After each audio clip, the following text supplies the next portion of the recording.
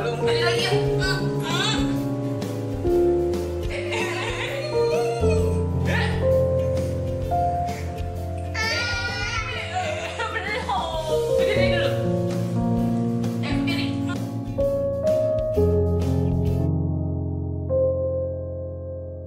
Bapak Ibu guru yang hebat, marilah sejenak kita menghayati apa yang ada dalam video tadi. Terlihat anak begitu antusias dan semangat belajar. Semangat belajar untuk bisa berjalan. Semangat berlatih agar bisa bersepeda dengan keseimbangan. Anak tetap tersenyum bahagia, tersenyum penuh motivasi, tanpa peduli telah jatuh berapa kali. Sebagai orang tua pun terlihat senyum tulus yang menyemangati. Tak ada kata menghardik, apalagi memarahi. Kala itu, mengapa anak kita dapat belajar dengan begitu cepat, seakan-akan tidak perlu mengeluarkan daya upaya khusus untuk menyerap semua informasi? Mengapa mereka terus mencoba meskipun gagal beberapa kali? Proses belajar berjalan demikian alami dan mudah. Mengapa ini bisa terjadi? Ini semua karena anak belajar dalam suasana yang sangat kondusif. Suasana yang dipenuhi dengan ekspektasi atau pengharapan positif. Ada perasaan didukung dan dicintai tanpa syarat apapun. Kesalahan tidak dimaknai sebagai suatu hal yang memalukan, tetapi dimengerti, dimaklumi sebagai suatu bagian dari keseluruhan proses. Dan mereka diterima apa adanya sesuai dengan kecepatan belajar mereka.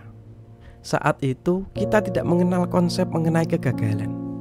Untuk membantu, orang tua kita meyakinkan bahwa kita ini bisa melakukan jika kita terus berusaha. Dan mereka selalu mendampingi kita untuk mendorong kita, untuk mendampingi kita. Juga kala itu setiap keberhasilan diakhiri dengan kegembiraan, diakhiri dengan tepukan yang dapat memompa diri kita untuk lebih berhasil lagi. Ingatkah juga sewaktu kita pertama kali belajar naik sepeda? Berapa kali kita jatuh bangun untuk bisa menguasai keseimbangan? Saat kita jatuh untuk pertama kalinya, apakah kita langsung berhenti? Apakah langsung menyerah? Walaupun kita jatuh berkali-kali dan mengalami luka di lutut, luka di kaki, mengapa kita terus mencoba? Mungkin kita pernah mengalami jatuh ke got karena kita masih belum bisa mengendalikan jalannya sepeda. Tetapi mengapa masih kita teruskan? Ini semua adalah karena kebahagiaan.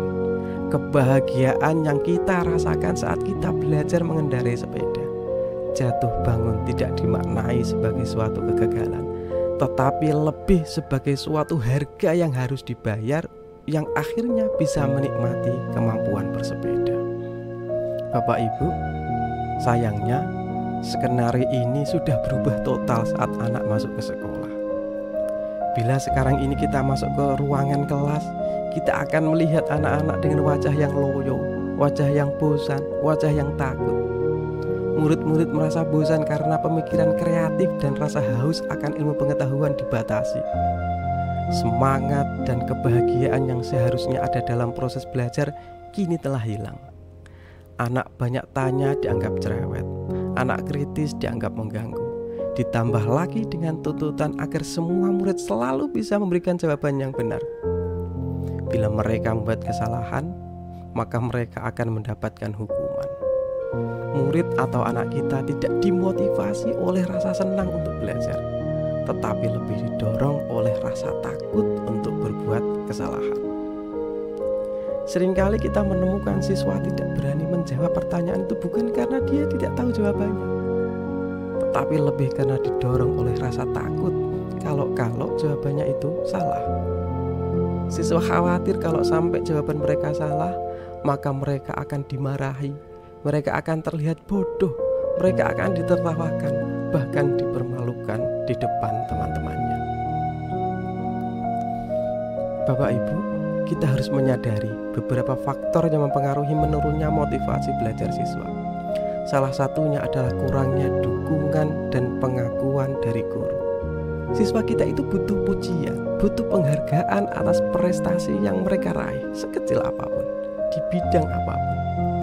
Namun, terkadang dalam hiruk pikuk kegiatan sekolah yang padat, kita sebagai guru melewatkan ini, melewatkan untuk memberi apresiasi kepada mereka. Dukungan positif yang berkelanjutan sangatlah penting untuk membangun rasa percaya diri siswa. Selain itu, relevansi materi pelajaran juga menjadi faktor yang signifikan. Siswa akan kehilangan motivasi jika mereka tidak dapat melihat hubungan antara apa yang mereka pelajari dengan kehidupan nyata mereka. Saya belajar ini untuk apa toh? Sebagai guru kita harus menciptakan keterkaitan antara materi pelajaran dengan dunia nyata siswa, agar mereka dapat merasakan kebermanfaatan dari apa yang mereka pelajari. Selain kurangnya dukungan dan relevansi, kurangnya tantangan juga dapat menyebabkan menurunnya motivasi belajar siswa. Ketika siswa merasa bahwa tugas-tugas yang diberikan terlalu mudah, kurang menantang, mereka akan kehilangan minat dan semangat untuk belajar.